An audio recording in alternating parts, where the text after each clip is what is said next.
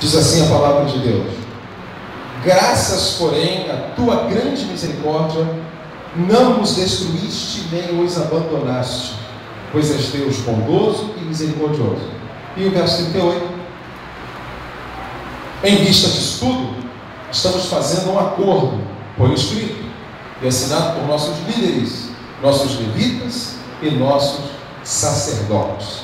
Então, esse é um primeiro texto que eu quero aqui meditar com os irmãos.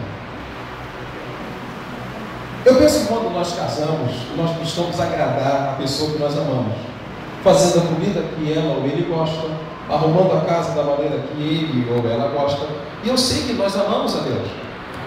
E se Deus estivesse aqui hoje de maneira personificada, Ele não está de maneira personificada, a Bíblia diz que Ele é Espírito, eu poderia dizer aos irmãos que há algumas coisas que fazem com que Deus olhe para nós.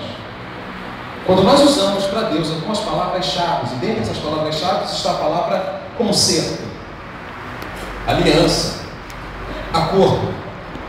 O povo de Deus sempre vacilou muito, pecou muito, mas quando eles propunham a Deus um acordo, Deus parava para ouvi-lo. E no acordo estava embutido o revés, ou seja, se vocês me desobedecerem, o acordo mesmo pressupunha a punição. Deus sempre se dispôs a fazer acordos. Se você e eu estudamos o Velho Testamento, vemos que o tempo todo Ele está perdoando o povo. O livro de Juízes é um bom exemplo disso. O povo estava na presença de Deus, e porque estava na prosperidade, se afastavam. Deus então permitia a prova, mandava um povo conquistador, o povo se arrependia, se quebrantava e fazia um novo acordo.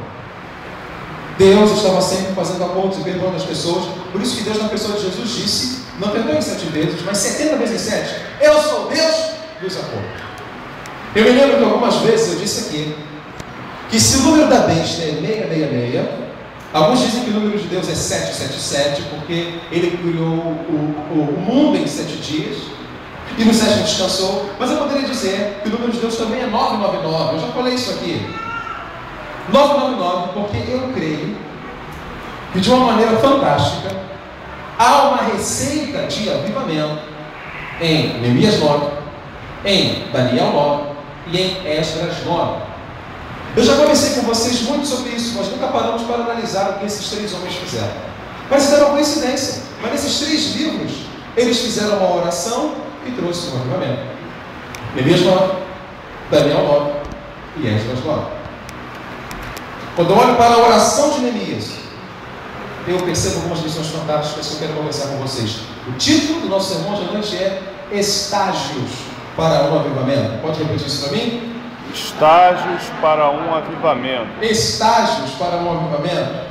Estágios para um avivamento. Nós queremos um avivamento no nosso país. Em que estágio nós estamos? É sobre isso que nós vamos conversar hoje à noite. E eu sei que você precisa de um avivamento em sua vida, conhecer Jesus como Salvador, aceitar Jesus como Salvador. Em que estágio você está? Bem, quem era Neemias? Neemias era um homem que era copeiro. Então o copeiro carrega o quê, irmãos? Muito fácil. Carrega o quê? O copo. Trabalhando para o rei. E um dia ele foi com um cara triste. O rei perguntou: por que está com essa cara? Ele disse: porque a minha terra está toda destruída. Não é justo eu morar no palácio e os da minha terra estão sofrendo. Tá bom, sai da minha frente, vai para lá. Você tem tanta moral comigo e você vai por um prazo determinado e volte, porque o vinho da tua mão é muito gostoso.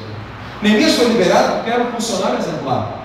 A Bíblia é fantástica. Diz que Neemias chega na terra dele, os muros estavam destruídos, o templo estava destruído, e há um momento em que Neemias sai de madrugada, não avisa ninguém, sobe em seu cavalo e vai analisar as ruínas.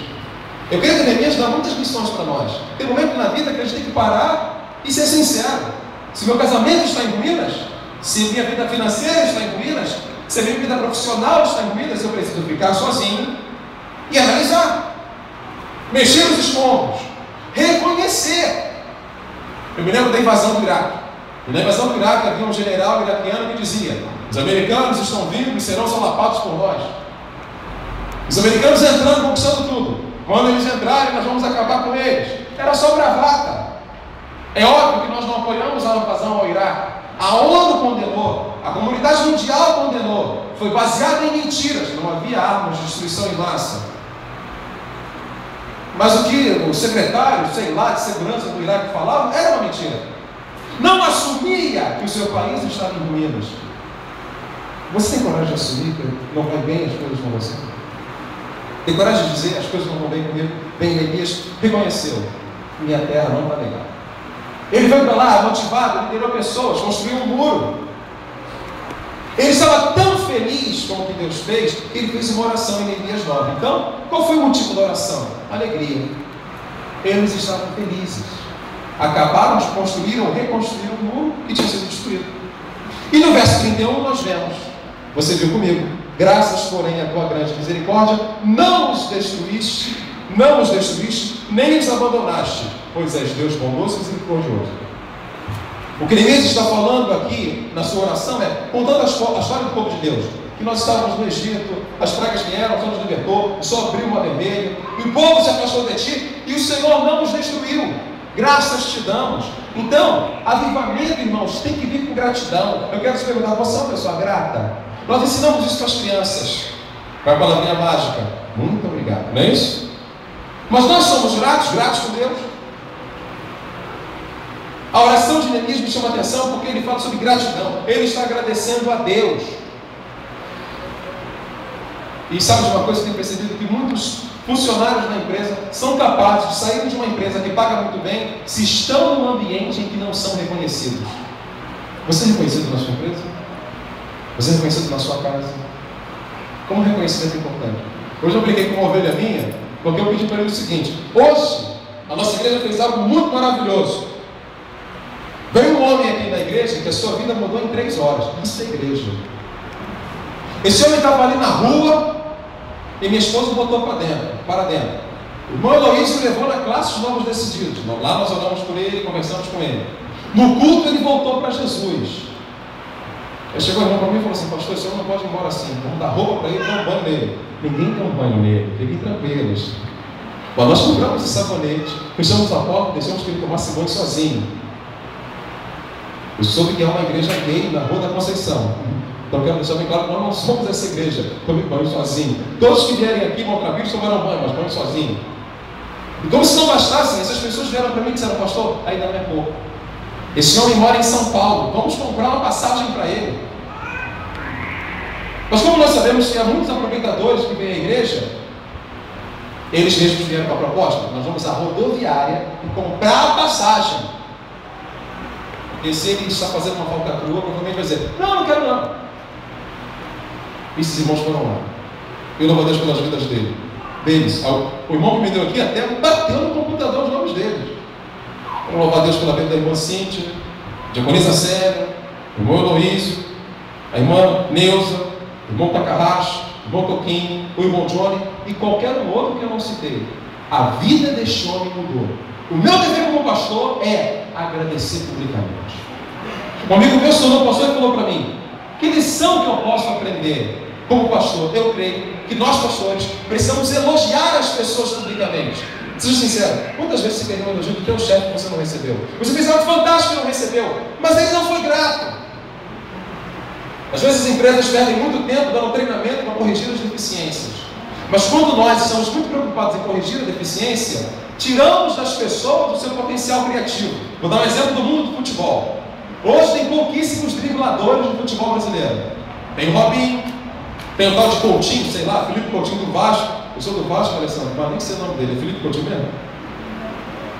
Antigamente não tinha escolas de futebol, e o garoto jogava de qualquer maneira. Mas hoje as escolas de futebol dizem: isso é errado, tem que ter postura, corrija isso aqui.